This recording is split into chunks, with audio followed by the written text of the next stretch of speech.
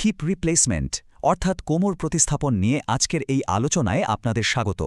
আমরা ধাপে ধাপে জানব কিভাবে এই সার্জারি তীব্র যন্ত্রণা থেকে মুক্তি দিয়ে আমাদের জীবনে আবার স্বাভাবিক গতি ফিরিয়ে আনতে পারে। চলুন তাহলে শুরু করা যাক। এই প্রশ্নটা হয়তো অনেকের জন্যই খুব পরিচিত, তাই না? যখন হাঁটা চলা এমনকি রোজকার সাধারণ কাজ করাও অসম্ভব হয়ে ওঠে, তখন জীবনযাত্রার মান যে কতটা কমে যায় তার বলার অপেক্ষা রাখে না। এই অসহ্য ব্যথাই কিন্তু আমাদের আজকের আলোচনার মূল কারণ। তো কোনো সমস্যার গভীরে যাওয়ার আগে চলুন আগে এর মূল ব্যাপারটা একটু বুঝে নিই। আমাদের হিপ জয়েন্ট বা কোমরের এই সন্ধিটা আসলে কিভাবে কাজ করে। জানলে হয়তো অবাক হতে হয়, এটা আমাদের শরীরের কি দারুণ এক ইঞ্জিনিয়ারিংয়ের উদাহরণ। যদি খুব সহজ করে বলি, আমাদের হিপ জয়েন্টটা হলো একটা বল এবং সকেটের মতো।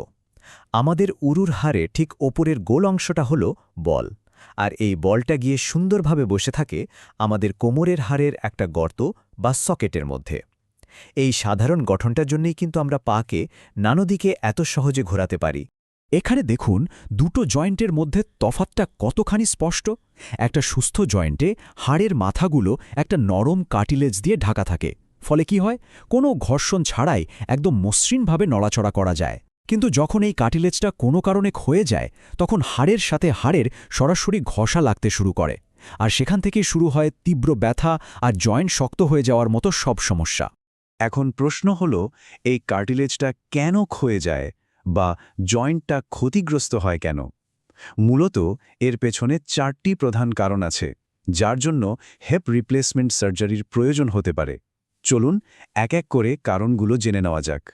প্রথম এবং সবচেয়ে কমন কারণটা হলো অস্টিওআর্থ্রাইটিস, মানে বয়স বাড়ার সাথে সাথে বা অতিরিক্ত ব্যবহারের ফলে জয়েন্টের কার্টিলেজটা ধীরে ধীরে ক্ষয় হতে থাকে। এটাকে অনেক সময় ওয়্যার অ্যান্ড টিয়ার আর্থ্রাইটিসও বলা হয়। আর সত্যি বলতে লক্ষ লক্ষ মানুষ এই সমস্যায় ভোগেন। দ্বিতীয় কারণটা হল রিউমাটয়েড আর্থ্রাইটিস।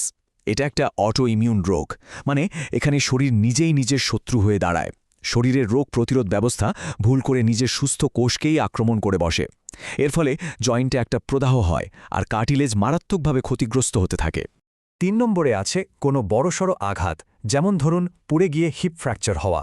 যখন উরুর হাড়ের উপরের অংশটা ভেঙে যায়, তখন জয়েন্টের পুরো গঠনটাই নষ্ট হয়ে যেতে পারে। এমনকি সেখানে রক্ত চলাচলও বন্ধ হয়ে যেতে পারে, যা থেকে পরে আরও বড় সমস্যা তৈরি হয়। আর চতুর্থ কারণটা হলো অ্যাভাস্কুলার নেক্রোসিস। নামটা একটু কঠিন শোনালেও ব্যাপারটা হলো, এই অবস্থায় ফিমোরাল হেড মানে হাড়ের ওই বল অংশটাতে রক্ত চলাচল একদম বন্ধ হয়ে যায়। আর রক্তের অভাবে কি হয়, হাড়ের কোষগুলো ধীরে ধীরে মরে যেতে শুরু করে এবং এক সময় হাড়টা ভেঙে পড়ে। তার মানে এটা আসলে রক্ত সরবরাহের একটা সমস্যা। তো যখন ঔষধ বা অন্য কোনো চিকিৎসায় ব্যথা আর নিয়ন্ত্রণ করা যায় না এবং জয়েন্টটা প্রায় অকেজো হয়ে পড়ে, তখনই সমাধান হিসাবে আসে হিপ রিপ্লেসমেন্ট সার্জারি। এই প্রক্রিয়াটা হয়তো শুনতে বেশ জটিল মনে হচ্ছে, কিন্তু চলুন ব্যাপারটাকে একটু সহজভাবে বোঝার চেষ্টা করি। দেখুন, এই সার্জারিটা মূলত কয়েকটা ধাপে করা হয়। প্রথমে অবশ্যই অ্যানেস্থেশিয়া দেওয়া হয়। তারপর সার্জন একটা ছোট ইনসিশন বা কাটার মাধ্যমে জয়েন্ট পর্যন্ত পৌঁছান। এর পরের ধাপটা হলো যে ক্ষতিগ্রস্ত বল আর সকেটটা এতদিন ধরে সমস্যা করছিল সেটাকে সরিয়ে ফেলা, আর ঠিক তার জায়গায় বসানো হয় একটা একদম নতুন কৃত্রিম জয়েন্ট। সবশেষে কাটা জায়গাটা সেলাই করে বন্ধ করে দেওয়া হয়। ব্যাস। এই যে নতুন কৃত্রিম জয়েন্টটা বসানো হলো, ওটা কিন্তু সাধারণ কোনো জিনিস নয়।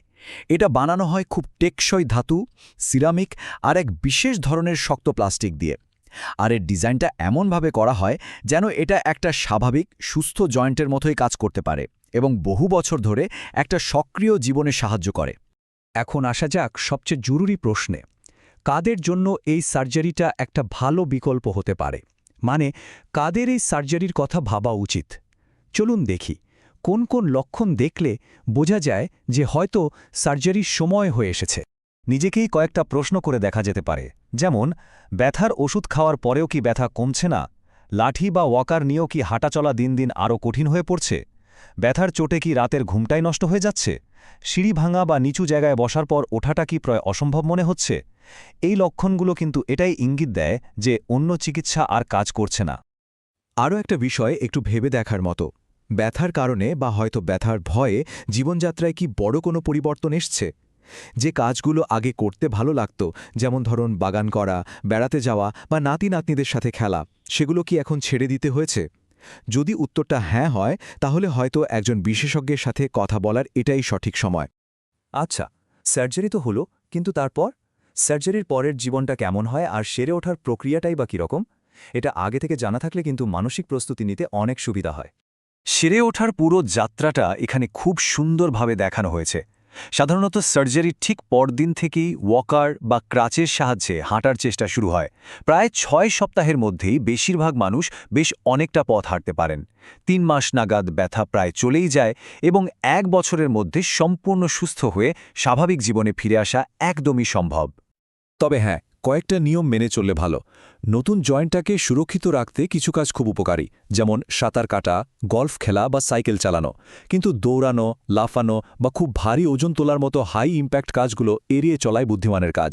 এতে কৃত্রিম জয়েন্টটা অনেক দিন ভালো থাকে। আজকের পুরো আলোচনার সবচেয়ে গুরুত্বপূর্ণ বার্তা যদি কিছু থাকে, তবে সেটা হলো এটাই: যদি হিপে দীর্ঘদিন ধরে ব্যথা থাকে, তাহলে সেটাকে লুকিয়ে রাখা বা অবহেলা করা একদমই উচিত নয়। একজন অর্থোপেডিক সার্জনের সাথে কথা বললে তিনি সঠিক কারণটা খুঁজে বের করতে এবং চিকিৎসার সেরা পথটা দেখাতে পারবেন। শেষ করার আগে শুধু এই একটা প্রশ্ন রেখে যেতে চাই। একবার শুধু ভাবুন তো, ব্যথা ছাড়া একটা জীবন কেমন হতে পারে? সেই হারানো স্বাধীনতা, সেই ফেলে আসা শখগুলো, সবকিছু আবার ফিরে পাওয়ার একটা সম্ভাবনা কিন্তু থেকেই যায়। আর সঠিক সময়ে নেওয়া একটা সঠিক সিদ্ধান্তই পারে সেই সম্ভাবনাকে সত্যি করে তুলতে।